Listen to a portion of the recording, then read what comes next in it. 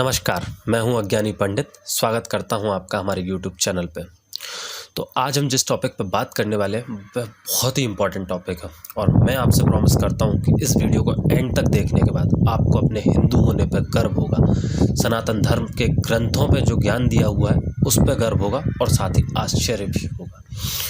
तो हम इस वीडियो को इनिशियली 3 भागों में डिवाइड करते हैं क्योंकि यह काफ़ी बड़ा टॉपिक है, जिसमें आते हैं पहला तो काकभूषणी का जिक्र, दूसरा लीलावती रानी की कहानी और तीसरा हम बात करेंगे भगवान श्री कृष्ण और ब्रह्मा जी के बीच के संवाद के बारे में, जिससे कि हम हिंदू ग्रंथों में multiverse, parallel universe, pocket dimensions, इन तीनों के बारे में आज बात करने वाले हैं। तो चलिए आरंभ करते हैं।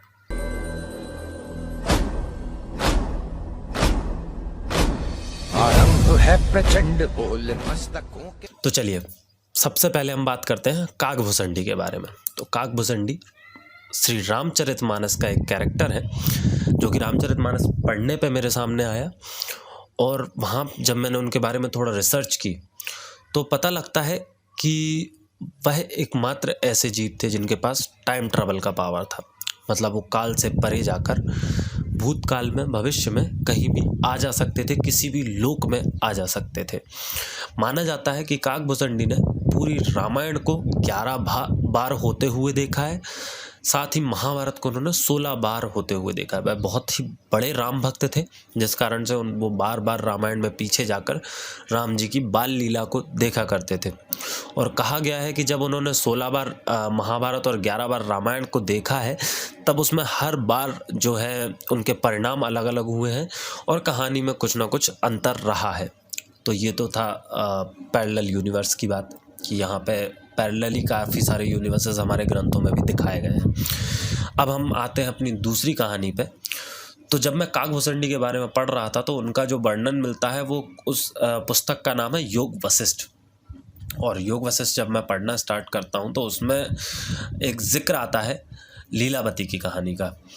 तो एक रानी थी लीलावती, जिनके पति का नाम पद्म था और वह अपने पति से बहुत अधिक प्रेम करती थी और वह उनसे कभी भी बिछड़ना नहीं चाहती थी। बिछड़ने का डर उन्हें हमेशा लगा रहता था। तो इसके लिए उन्होंने सरस्वती जी की तपस्या की और उनसे आशीर्वाद लिया, उनसे वरदान लिया कि वह कभी भी अपने पति से अलग ना हो। तो सरस्वती जी ने उन्हें वरदान दिया कि उनकी मृत्यु के बाद भी वो उनसे मिल सकती हैं और जब भी ऐसा कुछ होता है वो अलग होती हैं तब उन्हें सरस्वती जी को याद करना होगा और वो उन्हें आकर रास्ता दिखाएंगे। और उसके कुछ सालों बाद राजा पद्म की मृत्यु हो जाती है। तब वह फिर से सरस्वती जी को याद करती हैं। सरस्वती जी आकर उन्हें तरीका बताती हैं कि कैसे वो अपने पति से मिल सकती हैं। तो वह अपनी शरीर को, अपनी देह को वहाँ पर छोड़कर एस्ट्रल फॉर्म में, मतलब आत्मा के रूप में अपने पति से के पास जाती हैं। और जब वह वहाँ जाती हैं तो वह काफ़ी आश्चर्यचकित हो जाती हैं क्योंकि वहाँ पर उनके पति 16 साल के हो चुके थे। उनका काफ़ी बड़ा साम्राज्य हो गया था और वहाँ पर वो राज कर रहे थे, जबकि उनके पति को मरे हुए अभी एक दिन भी नहीं हुआ था। फिर उन्होंने उत्सुक होकर सरस्वती जी से ये जब पूछा तब उन्होंने एक्सप्लेन किया था पॉकेट डायमेंशंस का। मतलब कि एक छोटा सा यूनिवर्स था जो कि उनके ही कक्ष में उपस्थित था और उसके अंदर जहाँ यहाँ उनका एक दिन भी नहीं बीता था और वहाँ 16 साल बीत चुके थे। फिर सरस्वती जी उन्हें उनके पिछले जन्म के बारे में बताती हैं, जहाँ पे वो एक ब्राह्मण थे और वहाँ पे उनके पति की मृत्यु हुए 1 घंटा भी नहीं हुआ था और उस 1 घंटे में उन्होंने यहाँ पे 70 साल का जीवन जी लिया था। उसके बाद उनके पति की मृत्यु होने के बाद एक दूसरे सूक्ष्म लोक में, सूक्ष्म लोक जिसे बोलते हैं हम, जैसे पॉकेट डायमेंशन बोलते हैं, सूक्ष्म लोक में 16 साल की उम्र वो है व्यतीत कर चुके थे। तो ये पॉकेट डायमेंशंस का जिक्र योग वशिष्ठ नाम की किताब में आता है। अब हम तीसरी कहानी पे अपने आते हैं। तो जब श्री कृष्ण अपने बाल रूप में थे और वो अपने गोपियों के साथ, ग्वालाओं के साथ और गायों के साथ बैठे हुए थे और अपने आप में माखन खाने में व्यस्त थे और ध्यान मग्न हो जाते हैं माखन खाने में, तब ब्रह्मा जी उनकी परीक्षा लेना चाहते हैं और वहाँ पर आकर वो जितने भी आसपास गोपी, ग्वाल और गाय होती हैं उनको अपने साथ ब्रह्मलोक ले जाते हैं। कृष्ण जी ये देखकर समझ जाते हैं कि क्या हो रहा है और वह ब्रह्मा जी की लीला को समझकर अपने ही उतने रूप बना लेते हैं जितनी कि गाय, गोपी और ग्वाला वहाँ से गायब हुए थे और उनके रूप में उन्हें चेंज कर देते हैं, परिवर्तित कर देते हैं। अब ब्रह्मा जी जब अपने लोक में जाते हैं और कुछ ही घंटे बाद जब वापस आकर देखते हैं तो यहाँ पर उस समय में 1 साल हो गया था। तो इसमें हम टाइम डायल्यूशन की बात करते हैं कि जब ब्रह्मलोक में कुछ घंटे बीते थे और यहाँ पे 1 साल हो चुका था। तो 1 साल बाद जब ब्रह्मा जी वापस आते हैं और देखते हैं कि यहाँ पे कुछ भी चेंज नहीं हुआ है, सब वैसे का वैसा है, कोई भी क्योस नहीं हुआ है, क्योंकि इतने लोगों को उन्होंने जो गायब किया था तो कुछ भी चेंज नहीं हुआ है। तब ब्रह्मा जी कृष्ण जी से हाथ जोड़कर पूछते हैं कि हे प्रभु, ये क्या लीला है आपकी। और तब कृष्ण जी उन्हें अपना विकराल रूप दिखाते हैं, विशालकाय रूप दिखाते हैं, जिस रूप का नाम है करुणोदक्षयी विष्णु, जो कि भव सागर में रहते हैं, जिसे हम भव सागर बोलते हैं या करण सागर भी उसे बोला जाता है।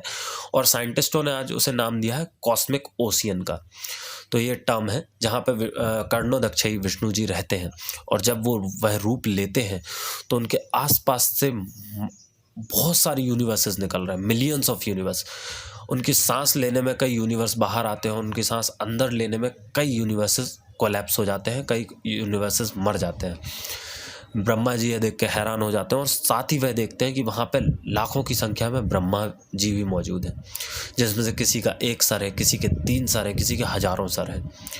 तब कृष्ण जी उन्हें बताते हैं कि यह मल्टीवर्स है, मतलब यहाँ पे कई सारे यूनिवर्सेस मौजूद हैं जहाँ पे सेम चीज़ें हो रही हैं, सिर्फ माइनर डिफरेंसेस के साथ अलग अलग चीज़ें हैं। और जो एकमात्र चीज़ कॉमन है जो सब जगह है, वो मात्र परम ब्रह्म यानी कि श्री विष्णु भगवान थे। और जो ब्रह्मा जी वहाँ पे अलग अलग मौजूद थे, अलग अलग नंबर ऑफ सर के साथ, उनके सर के नंबरिंग अलग थी। तो वो डिपेंड करता था उनके ब्रह्मांड के साइज़ के ऊपर। तो जो ब्रह्मा जी का, हमारे ब्रह्मा जी, उनके 4 सर हैं, वो उनका यूनिवर्स का साइज़ दिखाता है। और ऐसे ही अलग अलग यूनिवर्सेस के अलग अलग ब्रह्मा जी हैं जिनका यूनिवर्स का साइज़ अलग अलग है। तो ये सारी कहानियाँ थी जो हमारे ग्रंथों में आती हैं, मल्टीवर्स को लेकर, पैरेलल यूनिवर्स को लेकर और पॉकेट डायमेंशंस को लेकर। जो काकभुजंडी की मैंने आपको कहानी सुनाई है, माना जाता है वो आज भी जीवित है। और यही कारण है कि पितृपक्ष में हम कौओं को खाना देते हैं, क्योंकि माना जाता है कि उन्हीं के पास ये शक्ति होती है कि वो पितृलोक में जाकर अपने पूर्वजों को हमारा संदेश या हमारी श्रद्धा दे सकते हैं। तो ये अलग अलग कथाएं थीं हमारे ग्रंथों में, जिसमें पैरेलल यूनिवर्स, मल्टीवर्स और पॉकेट डायमेंशंस का जिक्र आता है। अब हम बात करें कि आज के फिजिकिस्ट और साइंटिस्ट इस बारे में क्या कहते हैं। तो जो करण सागर है, जिसमें हमारे कर्णाध्यक्षी विष्णु, महाविष्णु जी का निवास है, या जो वहाँ पर रहते हैं, जो उनका लोक है, उसे आज की भाषा में कॉस्मिक ओशियन कहा जाता है।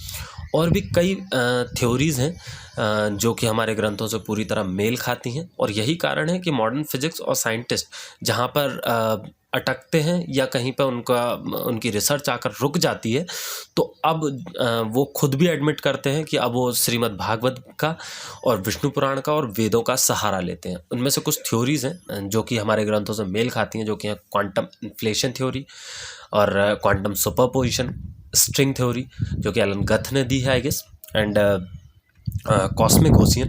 ये सारी थ्योरीज़ हैं जो कि हमारे प्राचीन ग्रंथों से पूरी तरह मेल खाती हैं। अब हम बात करें कि ब्रह्मांड की रचना कैसे हुई या कब हुई। तो ग्रंथों के अनुसार हमारे ब्रह्मांड की रचना 4.5 बिलियन ईयर पहले हुई थी। वहीं साइंस के अकॉर्डिंग जो हुई है वो हुई है 4.3 बिलियन ईयर्स पहले। तो ये जो डिफरेंस है वो क्यों है? तो हमारे ग्रंथों में जो बात होती है ब्रह्मांड की संरचना की बात होती है, और साइंस बात करती है पृथ्वी की। तो इस वजह से जो गैप आ रहा है 4.3 और 4.5 बिलियन ईयर्स के बीच में, वो है। तो ये सारी चीज़ें जानने के बाद मुझे गर्व होता है अपने सनातनी होने पे, अपने हिंदू होने पे, और आपको भी होना चाहिए। जय श्री राम। अज्ञानी पंडित में अपना समय देने के लिए धन्यवाद। अगर आपको वीडियो अच्छी लगी हो तो प्लीज़ लाइक करें, सब्सक्राइब करें और बेल आइकन प्रेस करें।